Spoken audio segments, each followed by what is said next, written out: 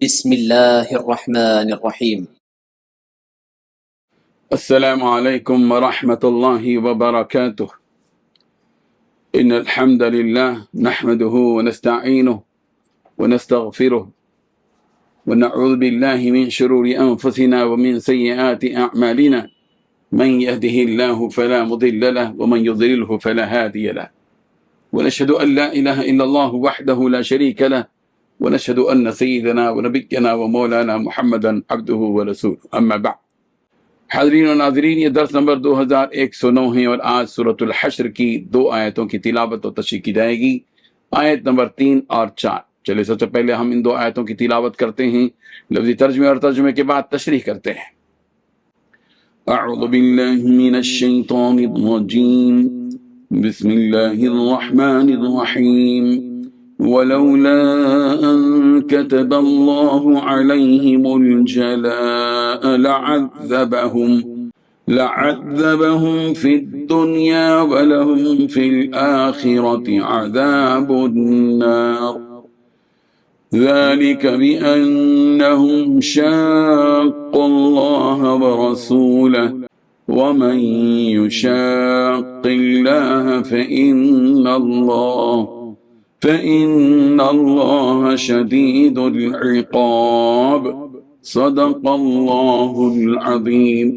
لفظی ترجمہ یوں ہے، ولولا ان، اور اگر نہ ہوتا یہ کہ کتب اللہ نے لکھ دیا تھا، علیہم الجلاء، ان پر جلا وطن ہونا، لعذبہم، تو وہ ضرور عذاب دیتا ان کو، فی الدنیا، دنیا ہی میں، ولہم، اور ان کے لیے، فی الآخرت، آخرت میں، عذاب النار، آگ کا عذاب ہے۔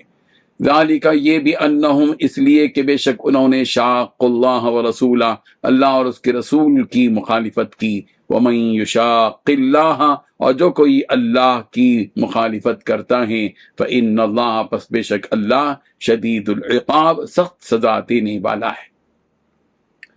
ترجمہ یوں ہے، اور اگر اللہ نے ان کی قسمت میں جلاوطنی نہ لکھ دی ہوتی تو وہ دنیا ہی میں ان کو عذاب دے دیتا، البتہ آخرت میں ان کے لیے دوزخ کا عذاب ہے، یہ اس لیے کہ انہوں نے اللہ اور اس کے رسول سے دشمنی ٹھانی، اور جو شخص اللہ سے دشمنی کرتا ہے تو اللہ بڑا سخت عذاب دینے والا ہے۔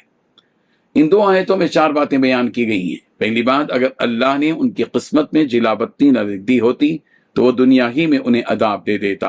دوسری بات، البتہ آخرت میں ان کے لیے دوزخ کا عذاب ہے۔ تیسری بات، یہ اس لیے کہ انہوں نے اللہ اور اس کے رسول سے دشمنی ٹھانی ہے۔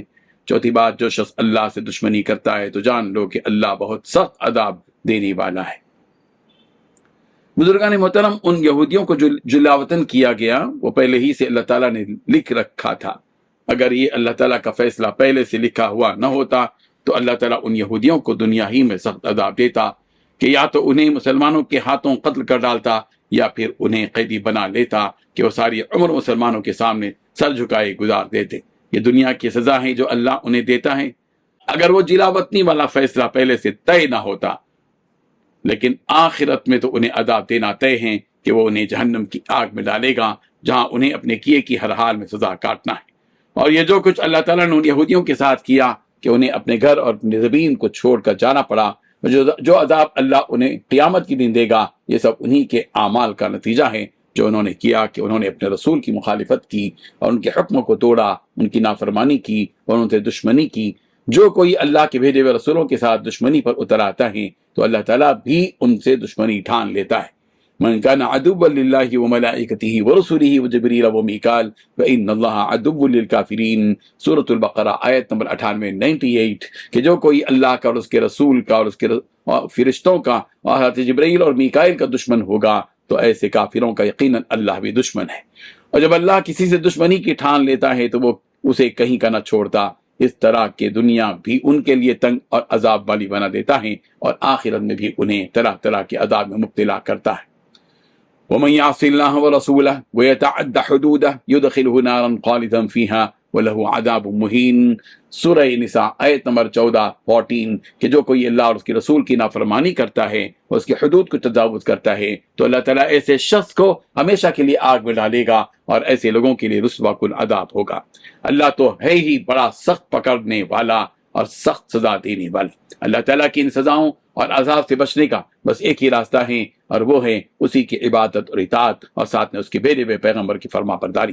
جب کوئی بندہ اس طرح زندگی گزارے کہ وہ اپنی ساری عمر اللہ اور اس کے رسول کے بتلائے ہوئے طریقے پر چلتا رہے، ان چیزوں سے اور ان راستوں سے اپنے آپ کو بچاتا رہے جن سے اللہ تعالیٰ اور اس کے رسول نے منع فرمایا، تو یقیناً وہ دنیا میں کامیاب لوگوں میں شمار ہوگا، اور آخرت میں بھی وَمَن يُطِعِ اللَّهَ وَرَسُولَهُ فَقَدْ رَشَدَ، سورہ کہا گیا جو کوئی اللہ اور اس کے رسول کی اطاعت کرے گا وہ یقیناً کامیاب ہوگا۔ اللہ تعالیٰ ہمیں بھی اپنے رسول کی اطاعت، اپنے اللہ کی اور اس کے رسول کی اطاعت کی اور اس کی فرمانبرداری کی توفیق عطا فرمائے، آمین۔